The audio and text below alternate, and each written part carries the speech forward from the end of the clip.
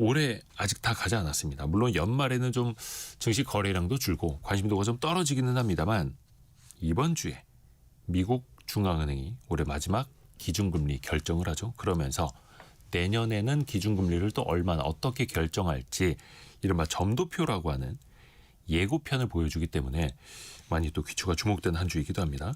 오늘 개미스쿨 시간 신영증권 리서치센터장인 김학균 전무와 함께합니다. 전무님 안녕하세요. 네, 안녕하십니까.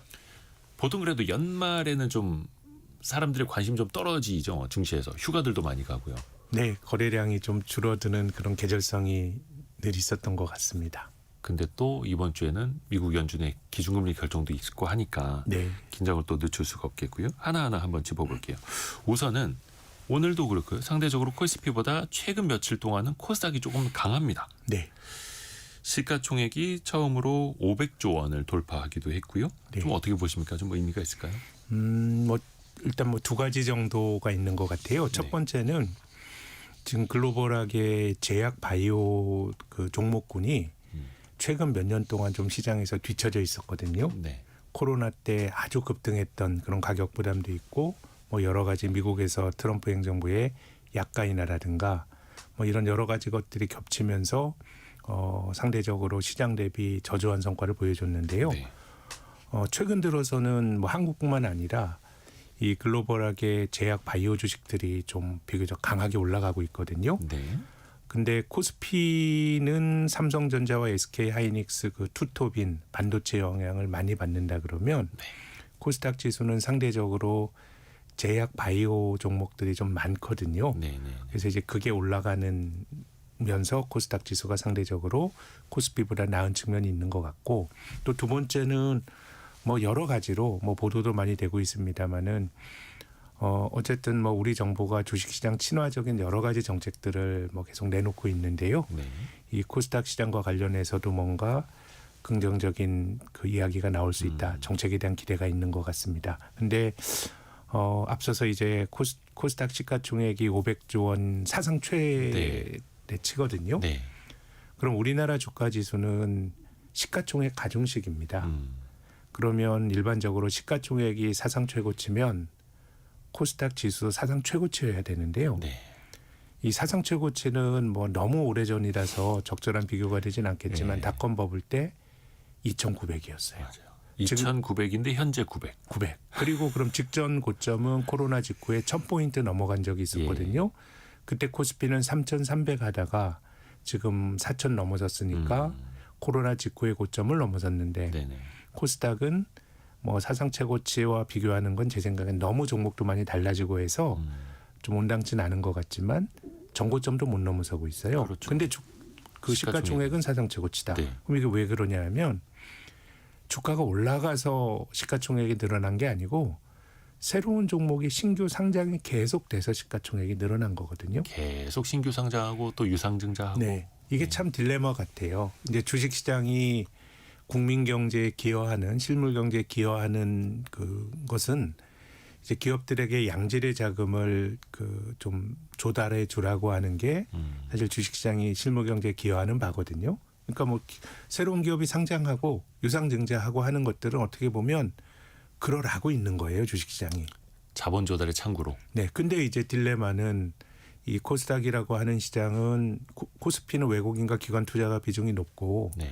코스닥은 개인 투자가 비중이 높은 시장이거든요. 그렇죠. 그래서 한국의 소위 개미 투자가들은 자금 조달을 그것이 뭐 벤처가 됐건 혁신 기업이 됐건 자금을 모아줬는데 코스닥에선 돈을 못 벌고 있어요. 그렇죠. 그러니까 이게 참 딜레마인 것 같아요. 혁신 성장을 위해서 많은 기업을 코스닥에 상장시켜야 된다라고 하는 논리도 일리가 있죠. 근데 그 혁신한다라고 하는 기업에게 돈을 대준 개인 투자가들은 돈을 벌지 못하고 있으니까. 그러니까 기업이 개인을 상대로 자본만 조달하고 개인은 주주가 되어서도 돈을 벌지 못하는 시장. 못하죠. 그래서 그게 저는 한 20여 년째.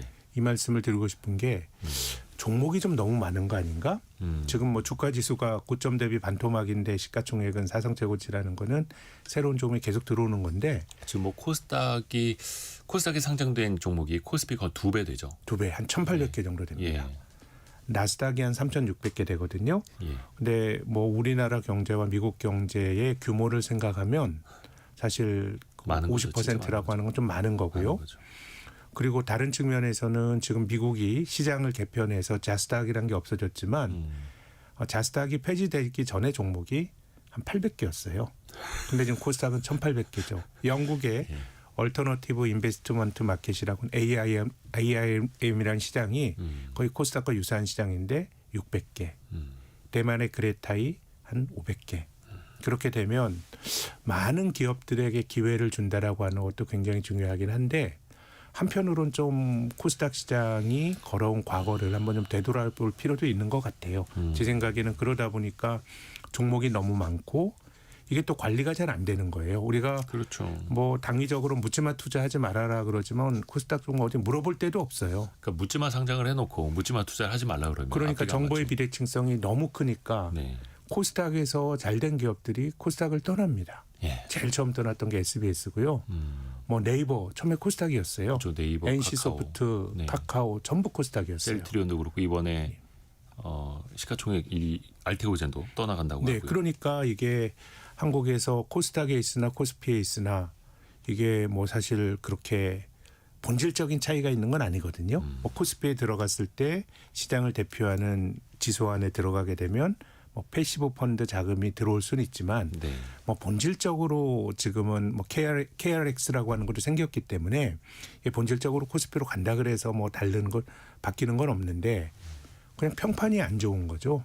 거기 있으면은 상장사라고 하는 게 사실 평판도 중요한 건데. 그러니까 사실 코스닥 1등이라는 타이틀보다는 네. 코스피 50등이 낫다. 이런 인식들을 하는 거죠. 대주주도 그렇고 소액주주도 그렇고. 그렇죠. 뭐 어쨌든 코스닥이 좀 평판이 좋지 못하기 때문에 제 생각에는 코스닥 그 진흥 계획 뭐 어떤 여러 가지 부양책이 뭐 좋다고 생각하는데 기본적으로는 과거의 좀 역사들을 한번 반추해 보고 대책이 나와야 되는 거 아닌가 생각합니다. 그러게요. 그러니까 이제 코스닥이라는 시장이 사실은 모험 자본의 시장으로 만드는 것까지는 좋습니다만 우리나라는 상장을 수단이 아니라 목표라고 생각하지 않습니까? 상장하면 성공한 그렇죠. 기업, 성공한 네. 사업가가 된 것처럼 그리고 상장이 마치 끝난 것처럼. 네. 근데 상장은 또 다른 이제 기업의 성장을 위한 시작인데 네. 그러다 보니까 전문 투자자들이 비상장 기업 투자해 놨던 거 IPO 상장시키면서 회수해가는 시장이고 네. 그거 받아서 투자한 사람들은 물리는 시장이고 네. 이 악순환을 좀 끊어야 되지 않습니까? 그래서 저는 장외에 투자한 모험 자본들이 예. 뭔가 소위 뭐 엑시시라 그러죠. 적절하게 현금화 시킬 수 있는 방법을 찾는 건 당연한 좋은 일인데 필요합니다만. 근데 이제 이해관계 비대칭성이 너무 큰 거죠. 모험 자본들 전문적 투자자들은 빠져나가는 기회가 되는데 그 기업에게 자금을 몰아준 대중들은 네. 돈을 벌지 못하는 이해관계 비대칭성이 굉장히 크기 때문에 저는 진흥 계획과 더불어서 좀 종목들 상장시키는 어떤 프로세스라든가 종목이 너무 많은 거 아닌지 이런 것들에 대한 고민도 좀 같이 병행이 돼야 된다고 생각합니다. 그렇죠. 그래서 뭐 저도 그 생각에 동의를 합니다만 왜 그런 거 있지 않습니까? 리그를 나눠야 된다. 1부 네. 리그, 2부 리그. 아예 실적을 못 내고 꿈만 있거나 재무 상태가 불건전한 기업들을 다른 쪽으로 강등을 시키고 왜 축구처럼 승강 제도 같은 거 도입을 해서 건전한 코스닥과 저기 이제 꿈만 있는 기업들을 좀 분리하는 네.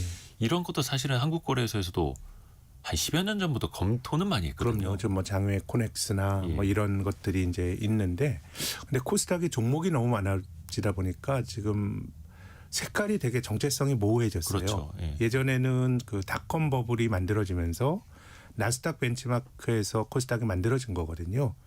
그래서 처음 코스닥이 만들어졌을 때는 그 어떤 벤처기업, 특히 IT 벤처기업들의 어떤 중심의 시장이다라고 하는 정체성이 있었는데 지금은 그냥 한국의 중소기업을 대표하는 시장이 돼버린 것 같아요. 그냥 규모가 작은 기업들이 많이 상장되어 있는. 그러니까 뭔가 미래 성장을 위해서 신기술에 투자하기 위해서가 아니라 진짜 그 전통 산업 중에서도 뭐 상속 증여를 위해서라도 또 네. 상장한다 막 이런 기업들도 나오다 보니까 그냥 상장 만능주의에 빠진 거 아닌가라는 생각도 들고요. 근데 사실 과거에 기억을 돌이켜 보면 각 정부마다 각 정권마다 코스닥 활성화 정책을 다 내놨었습니다.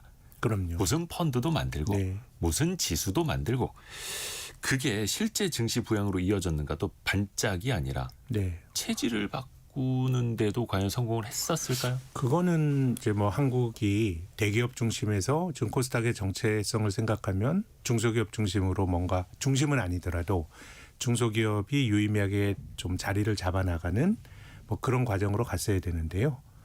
뭐 박근혜 정권 때 창조경제, 문재인 정부 때 혁신성장 뭐 이런 것들이 있고 그 과정에서 코스닥 시장이 나름의 어떤 자본시장에서 그런 흐름을 대표하는 그런 시장으로서 좀 그 당시에 각광을 받긴 했는데 연속성을 가진 흐름은 나타나진 않았던 것 같습니다. 이게 뭐 주가지수가 보여주고 있는 거라고 생각을 합니다. 그러니까 단기 테마주만 막 양성하고 말아버리는.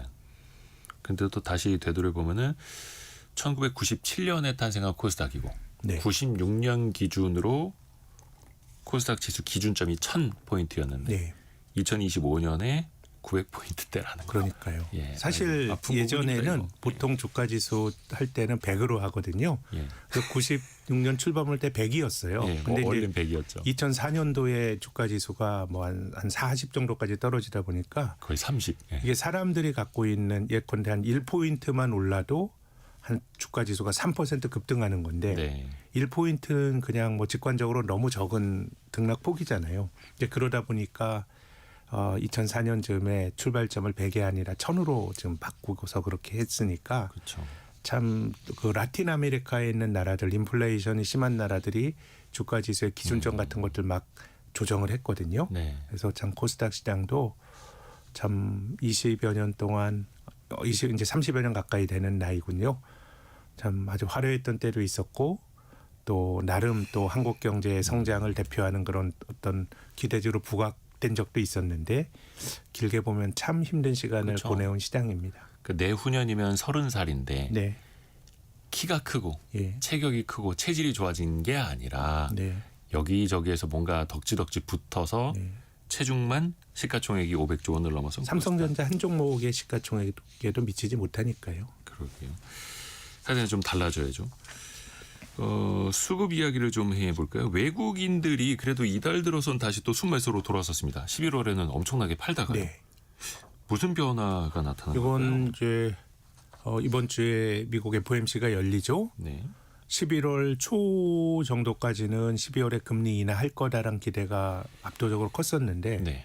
사실 11월 내내 또 그 기대가 또 꺾였었어요. 네. 그러다가 이제 이번 달 들어오면서 그래도 낮출 거야라고 하는 그런 기대가 투영이 돼서 저는 외국인 매매를 설명하는 거는 미국 FOMC에 대한 기대치 변화 이거 말고는 별로 없는 것 같습니다. 이제 미국 연준의 금리 인하에 대한 기대가 커지면서 외국인 투자가들이 좀 주식을 사고 있는 거 아닌가 생각합니다. 그 미국 연준 이야기 말씀하신 김에 그 이야기부터 좀 여쭤볼까요? 그러면 우리 시간으로 아마 이번 주 목요일 새벽에 네. 결정이 나올 걸로 보입니다. 올해 마지막 미국 중앙은행의 기준금리 결정이고 이미 시장은 거의 90% 이상 이번에는 금리 인하할 거다 예측을 하고 있더라고요. 그렇습니다. 근데 이제 시장이라고 하는 게 늘 다음을 생각하고 다음을 생각하는데 작년도에도 연준이 9월에 이제 금리를 낮추기 시작해서 9, 10, 12월 낮추고 1월부터 동결로 갔거든요. 네. 근데 이번에도 9월에 낮추고 10월 낮추고 이번 주에 낮추면 9, 10, 12월 낮추는 건데 1월에 과연 낮출 수 있느냐라고 생각을 해보면은 지금 기대치는 이제 1월에도 낮출 거다라는 기대치가 많은데 연속적으로. 아직까지 물가라든가 이제 이런 것들이 일단 물가 데이터 공개도 조금 뭐 많이 되지 않았고 하기 때문에 미국 경제가 제 생각에는 조금 둔화가 되는 게 이제 자산 시장이 좀 좋을 것 같거든요. 연준이 좀 금리를 낮출 수 있는 환경이 만들어져야 되는데 지금 미국 경제 성장률 컨센서스는 계속해서 상향 조정이 되고 있습니다. 한 3개월 전에는 올해 성장률이 한번 한 1.8 그리고 내년 성장률이 뭐 한 1.9 그렇게 전망이 됐는데 최근 데이터는 이제 올해 성장률이 한 1.95 거의 2에 수렴하고요. 내년 성장률 한 2% 정도 이렇게 좀 경제에 대한 기대감이 커지고 있기 때문에 이건 뒤집어서 말하면 그런 상황이라 그러면 지난주에 나왔던 PC 물가, 개인 소비 지출 물가가 전년 동월비 2.8% 상승해서 시장 기대치에 부합하긴 했는데 네. 그냥 물가가 지금 한 2.8, 3 뭐 왔다 갔다 좀 하는 거잖아요. 그 네. 근처에 있기 때문에 이번에는 낮출 가능성이 높다고 보는데 내년에 특히 이제 연준 의장도 바뀌죠. 그렇게 보면 내년엔 한번 할 때마다 우리가 11월에 경험했던 것처럼 자동적으로 연준이 금리를 낮출 거야라고 믿음을 갖기에는 미국 경제 지표가 혹은 물가 상승률이 그렇게 좀 아주 금리 인하와 관련해서 안심할 만한 그런 상황은 아닌 것 같습니다. 아까 10시에도 또 라디오 뉴스로도 아마 들으신 분 계시겠습니다만 스캇 베센트 미국 재무부 장관이요. 올해 미국의 GDP 성장률 3%로 마무리할 거다. 내년엔 인플레이션 더 잘 잡힐 거다. 굉장히 자신감 넘치는 인터뷰를 근데 했더라고요. 어떻게 경기가 좋은데 인플레이션이 잡히나요? 사실 이거는 좀 뭔가 좀 충돌이 있는데 예. 지금 베센트 장관이 말한 것도 시장의 기대치와는 되게 괴리가 큽니다. 지금 뭐 성장률 전망치라고 하는 게 맞기도 하고 틀리기도 하고 대체로 많이 틀리지만은 네. 올해는 지금 한 달치 안 남았잖아요. 네. 3분기까지 이미 나와 있는 그 숫자가 있는 거잖아요. 네.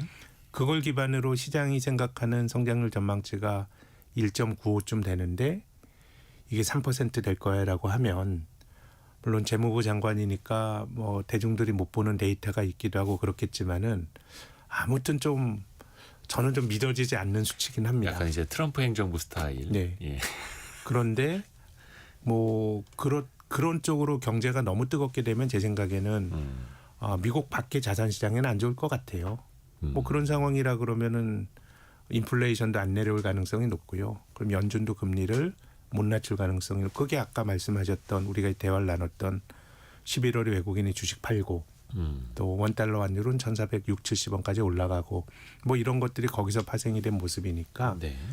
뭐 지금은 뭐 경기가 나쁜 게 주식시장에 좋은 거냐? 제 생각에는 경기가 아주 급격하게 떨어지는 하드 랜딩은 뭐 미국이나 글로벌 경제에 안 좋은데 글로벌 전체적인 자산 시장의 어떤 균형을 위해서는 미국 경제가 완만히 둔화되는 게 전체적으로는 좋은 조합인 것 같거든요. 오히려 완만히 둔화돼야 또 금리 인하할 금리를 명분이 또 낮추고 되고. 또 달러도 좀 약해지면서 다른 나라들이 숨 쉴 수 있는 공간이 마련이 되는데 그래서 3% 성장이란 게 믿어지지 않기도 하지만은 투자자 입장에서는 좀 깜짝 좀 놀래는 뭐 그런 숫자입니다. 어떻게 섬뜩한 보면은 숫자예요. 그 정도의 성장률을 위해서 급발진하게 될 경우에 나타날 수 있는 부작용이 또 우리 입장에서는 염려가 되는 거기도 하고. 그럼요. 미국 경제가 좋은 게 실물 경제 측면에서는 뭐 한국에도 도움이 되는데 네. 근데 지금은 보호무역이라든가 뭐 이런 조치들이 이제 나오고 있기 때문에 예전보다 미국이 좋은 게 다른 나라로 옮겨가는 그런 어떤 파급 효과는 굉장히 약해졌고요. 금융적인 상황에서 보면 훨씬 안 좋죠. 이 달러가 강해진다라고 하는 거는 미국 밖의 금융 환경을 굉장히 옥죄는 거거든요. 네. 그래서 저는 아까 뉴스를 들으면서 좀 미국 경제 좋네라는 데서 좀 그 안도감을 느끼기보다 조금 섬뜩한 느낌을 받았습니다. 예, 그랬을 때는 연준의 금리 인하라든가 이런 것들이 시장이 생각하는 경로와는 정말 많이 달라질 수도 있지 않을까 그런 생각이 드네요. 또 이번 연준의 FOMC 회의, 통화정책 회의가 또 주목이 되는 게 3, 6, 9, 12월마다 새로운 경제 전망과 네. 이른바 점도표를 보여주지 않습니까? 그렇죠. 연준 위원들이 생각하는 앞으로의 금리 방향성 혹은 높낮이 네. 이번에는 어떻게 될지일까? 왜 과거에는 네. 특히 이제 연준 위원들 사이에 이견이 커지면서 네. 최고 위에 있는 점과 아래에 네. 있는 점 사이에 그 범위가 굉장히 더 벌어졌었잖아요. 네. 네. 이번에는 어떨까요? 저는 이번에도 좀 벌어질 것 같은데요. 지금 경제가 미국이 어쨌든 전체적으로 보면 생각보다 강한 모습인 것 같아요. 그렇게 본다 그러면 연준이 금리를 한 서너 번 정도는 이번 포함해서 더 낮출 거다라는 이제 기대치가 있는데 그렇게 편하게 가기에는 경제가 여전히 좀 뜨거운 쪽에 가까운 것 같고 인플레이션 압박도 있는데 근데 중요한 거는 이제 8월부터 상호 관세를 미국이 이제 물린 거 아닙니까? 네. 좀 우리가 자동차 같은 경우도 우리 한국의 자동차 업체가 한 15%로 관세를 11월 초로 이제 되돌려 준다 그러니까 이제 시장이 이미 적응을 해서 야 좋은 호재다라 해서 올라갔지만은 네네. 어쨌든 그런 것들이 새로 물리게 되는 거거든요. 그렇게 본다 그러면 또 미국 정부가 셧다운으로 물가지수 같은 것들을 충분히 아직까지 예전보다 공개가 미뤄졌거든요. 그렇게 본다 그러면은 조금 이번엔 좀 편차가 크지 않을까 이런 생각이 듭니다. 근데 이제 다만 그 경로대로 또 갈 거냐도 중요하고 또 내년에는 제롬 파월 의장의 네, 그 임기 만료도 있다 보니까 그 이유가 또 주목되기도 하는 거고요. 그렇습니다. 그 해시시라고 하는 인물이 뭐 연준 차기 의장 될 수 있다 이런 전망들도 나오고는 있는데 아까 뭐 스캇 베센트 재무장관 이야기도 좀 전달해드렸습니다만 미국이 뭔가 금리를 또 과격하게 끌어내리지 않을까라는 어떻게 보면 염려. 네, 시장은 물론 이제 투자자 입장에서는 뭐 금리 내려간다 하면 다 좋아하겠습니다만. 저는 어떻게 그러면 보세요? 장기 금리가 오히려 올라갈 것 같아요. 거꾸로요? 예, 지금 연준이 결정하는 금리는 만기가 짧은 단기 금리인데 단기 금리. 금융시장이 금리 낮춰준다 그럼 지금처럼 중앙은행의 저금리가 자산 가격에 결정적인 영향을 주는 상황이긴 한데 네. 저는 제롬 파월 정도의 스탠스가 상당히 저는 인플레이션 어쨌든 중앙은행 가로서 인플레이션 기대 심리를 억누르고 인플레이션에 대해서 경계심을 갖게 하면서 물가를 안정적으로 가져가야 되는 건데 네. 근데 지금 나오는 언사들이 성장률은 3%인데 근데 물가가 낮을 수 없어요. 근데 또 굉장히 그 트럼프 친화적인 연준 의장이 가서 금리를 낮추고 이렇게 된다 그러면 진짜 인플레이션 기대 심리를 연준이 좀 못 잡을 수도 있다고 생각합니다. 그게 그게 당장은 지난 경제 성장이나 자산 네. 가격에 되게 도움이 될 수 있겠지만 당장도 저는 모르겠어요. 당장도 도움이 될 거냐라는 것에 대해서 미국 오히려. 주식이 S&P 500이 올해까지 3년 연속 이제 올라서 끝날 가능성이 높거든요. 네. 미국 증시가 2009년 이후로 글로벌 금융위기 이후로 굴곡 없이 쭉 올라왔는데 이 기간 동안에도 주가가 4년 연속 오른 적은 없었어요. 3년 오르면 조정받고 했기 때문에 시장이 저는 뭘 볼 거냐. 굉장히 인플레이션 억제에 방만한 중앙은행의 어떤 행동을 걱정할 거냐. 아니면은 그래도 자산시장 친화적일 거냐라고 뭐 양쪽으로 해석이 내려질 수 있는데 저는 전자 쪽으로 갈 가능성이 오히려 좀 높지 않을까. 자산 가격도 많이 올랐고 전 장기 금리가 오히려 올라갈 수 있다고 봐요. 인플레이션을 통제하지 못할 거라는 기대가 형성이 되면 이게 뭐 소위 채권 작용단이라 그러죠. 아하. 이제 금리를 너무 무분별하게 인플레이션 억제 중앙은행이 소홀하게 되면 또 시장이 또 응징을 하게 되는데 그래서 제 생각에는 조금 그런 것들이 내년 생각하면 좀 어수선할 수도 있을 것 같아요. 그러게요. 그러니까 어떻게 보면 지금 제롬 파월 의장이 하듯이 속도 조절하면서 안전 운행을 네. 하는 것보다 트럼프 입맛에 맞는 연준이 새로 임명한 다음에 과속을 하게 되면 네. 또 그거에 대한 우려를 또 시장은 또 안 가질 예, 수가 없는 거죠. 1970년대 닉슨이 임명했던 아서 번스라는 사람이 예. 완전히 정치 권력에 종속이 되면서 중앙은행의 독립성을 잃으면서 그런 스태그플레이션이 나타났고 그리고 또 한 가지 말씀드리고 싶은 거는 연준 의장이 바뀔 때 네. 하여튼 노이즈가 나타났어요. 87년도에 앨런 그린스펀이 나왔을 때 취임했을 때 블랙 먼데이가 있었고요. 예. 또 2006년도에 이 벤 버넌키가 그린스펀 다음으로 왔을 때 그때 버넌키가 그 CNBC인가요? 기자와 인터뷰하면서 약간 실험 비슷하게 해가지고 주식이 또 깜짝 놀란 적이 있었고 제닛 옐런은 비교적 무탈하게 넘어갔고 제롬 파월도 뭐 비교적 뭐 무탈하게 임기 2번을 마치는데 파월이 취임했던 2018년도는 사실 인플레가 굉장히 강해서 주식이 굉장히 어려움을 겪었거든요. 네. 그래서 이렇게 이런 복귀를 해보면은 연준 의장이 바뀔 때는 좀 소란이 좀 있었던 것 같습니다. 소란. 그리고 또 하나가 이번에는 그 미국은 금리를 낮춘다고 하지만 일본 쪽에서는 금리 인상 이야기 나오고 있어서 장현희님과 김형진님을 비롯해서 관련된 질문을 좀 올려주고 계시는데 만약에 실제로 일본이 기준금리를 올리게 된다면 네. 작년 8월에 봤던 것처럼 뭐 엔캐리 트레이드 자금이 다시 이제 미국에서 빠지고 일본으로 돌아가면서 자산 시장이 또 휘청거릴 염려는 혹시 어떻게 근데 보시는지? 저는 그 가능성은 좀 낮다고 보는 게요.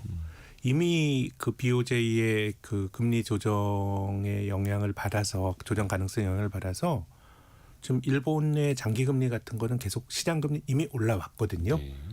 그리고 캐리 트레이드라는 게 사실 실체가 있는지 좀 명확지는 않다고 생각은 하는데 정확히 카운트가 안 된다 하더라고요. 예, 또. 이미 시장 금리는 많이 좀 올라왔기 때문에 뭐 새삼스럽게 오히려 지금 나오는 BOJ의 행동은 시장 금리의 상승을 사후적으로 확인시켜주는. 그래서 일본 금리가 바르게 올라와서 중국보다 10년짜리 국채 금리가 좀 더 높아졌잖아요. 네. 이제 그럴 정도까지 올라왔기 때문에 오히려 저는 지금 나타나고 있는 모습이 좀 강달러를 조금 완화시키는 그런 계기로 작동할 가능성은 있지 않을까. 지금 엔달러 환율이 지금 155엔, 아하. 154엔에서 움직이는데요. 미국이 금리 낮추고 일본이 금리를 올리게 되면 조금 그래도 엔은 좀 강해지는 쪽으로 가지 않을까 생각합니다.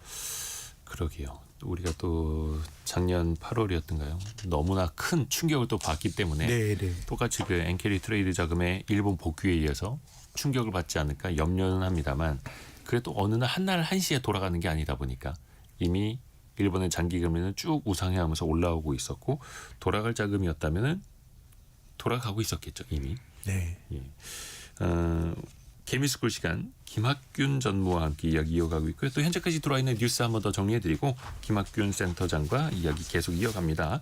라디오 정보센터 다녀옵니다. 신영증권 리서치 센터장인 김학균 전무와 함께 개미스쿨 시간 이어갑니다. 아까도 환율 이야기를 좀 했습니다만 그 이른바 서학개미들의 해외 투자, 미국 투자가 물론 이게 없어진 건 아닙니다만 매수세가 좀 둔화되긴 했다 하더라고요. 네.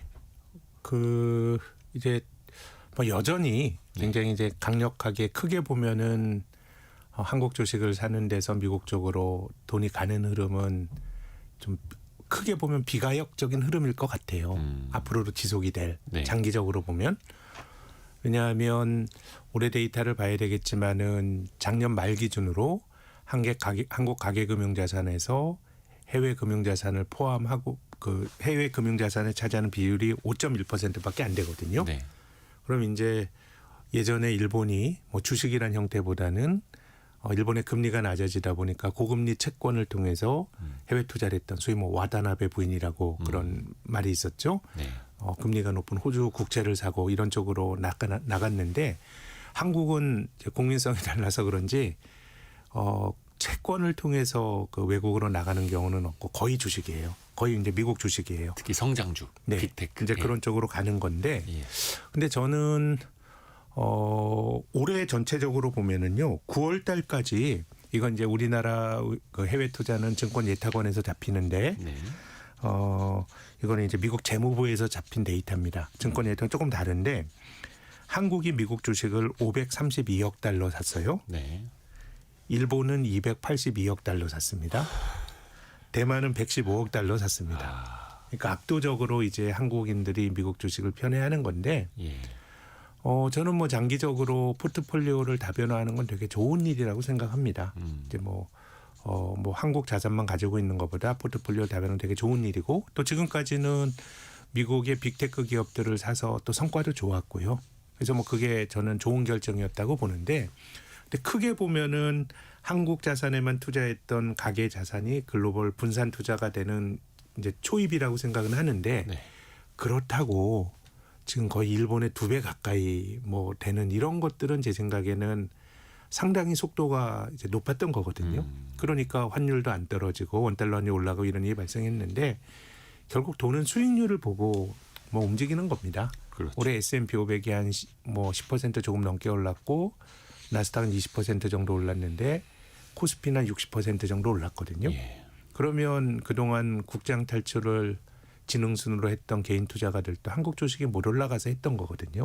그래서 물론 지금의 성과가 미래를 보장해 주는 법은 없죠. 올해 한국이 미국보다 좋았으니까 내년에도 더 좋을 거다. 뭐 이런 보장은 없지만은 이건 뭐 저의 뭐 주관적 예측입니다만은 만약에 시장이 삐걱거린다. 그럼 네. 어디가 더 많이 떨어질 거냐? 저는 미국의 빅테크 기업들이 더 많이 떨어질 것 같아요. 뭐 AI 버블론가 뭐 이런 것들이 결국은 다수가 그런 걸 믿었을 때 조정을 받는 거니까 네. 그렇게 본다 그러면 제 생각에는 이제 미국 주식에 대한 단기적인 과몰입 이런 것들은 좀 완화가 되지 않을까. 뭐 어쨌든 한국 시장의 성과가 올해 굉장히 좋았던 거고 또 돈이라고 하는 거는 자산 가격에 조금 후행해서 움직입니다. 올라갈 때 쫓아가는 게 아니고 일단 올라간 다음에 성과를 보면서 움직이기 때문에 그래서 내년 정도까지 놓고 본다 그러면 글쎄요. 미국 주식 시장으로 이렇게 많은 돈이 가는 흐름은 좀 주춤하지 않을까. 우리 증시가 어쨌든 나름 의미 있는 성과를 보여줬던 게 미국 쏠림에 대해서 조금 그 속도를 완화시키는 완충 장치로 좀 작동하지 않을까? 저는 뭐 그런 생각을 갖고 있습니다. 서학개미들의 투자 패턴 혹은 그 금액이 또 어떻게 변하는지도 사실 2026년에 되게 궁금한 포인트이기도 합니다. 네, 또 환율이 굉장히 높다 보니까 그럼요. 여기에서 추가로 기대할 만한 환차익 끈 많아 보지는 않은데 근데 아까 말씀하신 것처럼 채권 투자자라면 해외 채권 투자자라면 환율을 좀 신경 쓸 수밖에 없는데 네. 어차피 빅테크, 성장주, 그럼요. 변동성이 큰 주식에 투자하시는 분들 입장에서는 환율에 대해서는 또 그렇게 민감하지 않을 수도 있겠고요. 근데 뭐 의사결정을 내릴 수는 있지만 너무 그렇게 되면 신경 쓸 게 많고요. 주식이라고 하는 거 말씀하신 것처럼 우리 원달러 환율이 1350원까지 갔었죠. 1350원까지 갔었고 지금 올 여름에요. 지금 한 1470원 정도 간 거네요. 네. 그러면은 한 6, 7% 정도 움직인 겁니다. 네. 그럼 이게 채권 사는 입장에선 굉장히 큰 건데 거의 뭐 2년치 수익률인데요. 예, 네. 근데 이제 주식의 경우는 주가의 변동성이 이제 훨씬 크기 때문에 예. 말씀하신 것처럼 뭐 주식 투자할 때는 그 자산 자체에 어떤 그 투자 매력이나 이런 걸 보고 의사결정을 내리시는 게 맞지 않을까 생각합니다. 그리고 또 연말에 항상 해외 투자 많이 하시는 분들이 고민되는 게 양도소득세입니다. 네. 국내 주식은 대주주 제외하고는 양도세가 없습니다만 안 내죠. 해외 주식은 250만 원까지만 비과세되고 네. 나머지는 뭐 금액에 따라서 22%나 27.5% 이렇게 또 세금 물리게 되는데 네. 그래서 연말에 뭐 손해 본 주식이랑 이득난 주식 뭐 같이 팔아서 어느 정도 좀 상기한다라는 분들도 계시고 네. 또 외환 시장 특히 이제 원화가 너무 약세다 보니까 해외 투자자들이 좀 환해지를 하도록 달러를 좀 매도하도록 인센티브를 줘야 하는 것 아니냐 이런 목소리도 나오더라고요. 뭐 지금 보면 뭐 그렇긴 한데요. 근데 채권 투자하기에는 네. 해지 비용까지 생각한다 그러면 사실 뭐 한국보다 금리가 조금 높은 미국 같은 경우는 한국보다 금리가 이제 상당히 높아졌죠. 높아져서 미국 채권을 사는 건 맞는데 해지 비용까지 생각한다 그러면 그 금리 차가 엄청나게 큰 건 아니고 네. 또 주식의 경우는 아까 말씀드린 것처럼 이 환율의 변동성보다 주식 가격의 변동성이 일반적으로 크기 때문에 그냥 뭐 환에 노출돼서 하는 거는 맞는 것 같고 네. 그래서 지금 어쨌든 환율이 높다는 건 우리가 경각심을 가지고 봐야 되는 건 맞는데요. 근데 시장에서 벌어지는 것들을 여러 가지 보면 저는 시장 자체의 환율을 결정하는 메커니즘이 또 작동하는데 지금 원달러 환율이 코로나 이전에 1,050원에서 1,250원 정도 움직이다가 1,500원대까지 가는 환율을 봤는데요. 저는 이제 환율의 레벨은 상당히 좀 이제 높아진 것 같아요. 한국이 미국보다 금리도 높고 성장률이 미국보다 당연히 높았던 세상에서 이제 그게 역전이 됐거든요. 근데 이제 내년 이렇게 놓고 본다 그러면 2023년부터 2025년 올해까지는 올해도 미국 성장률 전망치가 한 2% 가까이 된다고 말씀을 드렸고 한국 성장률 전망치는 1% 정도니까 별일이 없으면 미국이 한국보다 성장률이 높을 가능성이 이제 높습니다. 그런 2023년부터 2025년까지 미국 성장률이 한국보다 높았습니다. 이런 적이 없었어요. 그런데 내년도 성장률은 한국 경제 성장률도 한 2% 정도 되고 미국도 2% 정도 되니까 성장률 격차는 상당히 좀 줄어드는 뭐 이런 국면이 이제 전개가 되고요. 기준금리로 보더라도 한은은 금리 뭐 이제 못 내릴 것 같은데 미국은 그래도 몇 번 낮출 가능성이 높고 금리 차도 축소가 될 가능성이 있고요. 또 그 서학개미들이 미국 주식을 샀던 것도 한국 주식이 장기박스권에서 벗어나지 못했던 건데요. 그렇죠. 그렇게 본다 그러면은 제 생각에는 원달러 환율이 여기서 더 올라가기보다는 조정받을 가능성이 높고 그리고 이제 아시아 역내 통화의 움직임도 말씀드리고 싶은데요. 네. 사실 엔화가 절하가 된다. 그럼 한국 원화도 어느 정도 절하가 돼야 돼요. 네. 그래야 수출 경쟁력의 밸런스가 맞는데 지금까지 동북아의 중심 통화는 위안화와 엔화였어요. 예. 근데 한국 원화가 지난 여름까지는 위안화랑 똑같이 움직이다가 근데 지금 위안화 환율이 뚝뚝 떨어지고 있어요. 지금 달러당 지난주에 7.06 위안까지 갔거든요. 네.